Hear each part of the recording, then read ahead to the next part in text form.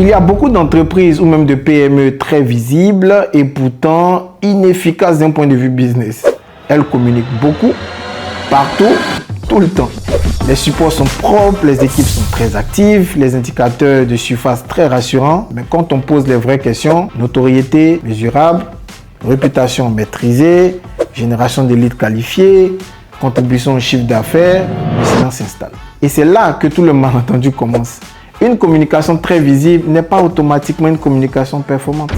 Le problème, ce n'est pas la créativité ni l'engagement des équipes. Le problème, c'est la méthode et le pilotage. Première erreur fréquente, confondre production de contenu et création de valeur.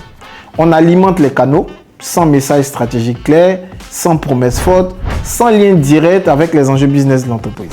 Deuxième erreur, chercher à être consensuel.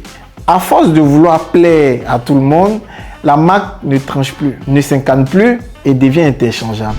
Or, une marque qui ne prend pas position n'est ni mémorable ni crédible. Troisième erreur, qui est la plus coûteuse, laisser la communication être dictée par les tendances, les formats ou même les algorithmes.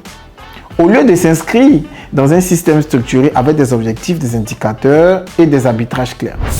Quand une communication ne produit ni réputation mesurable, ni lead qualifié, ni impact business identifiable, ce n'est plus un sujet de créativité.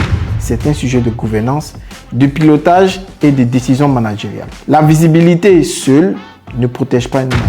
Elle peut même l'exposer inutilement. Ce qui fait la différence aujourd'hui, ce sont les organisations qui ont compris que la communication est un levier stratégique à piloter avec la même exigence que la finance ou les opérations. C'est exactement ce que je transmets dans mes formations.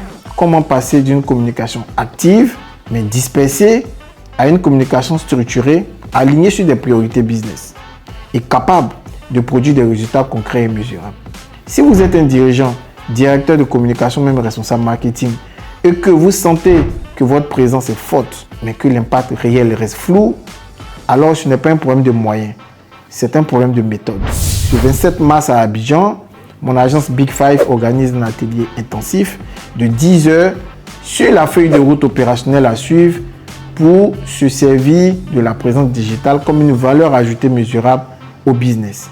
Tous les détails pour s'inscrire sont au premier commentaire. Merci.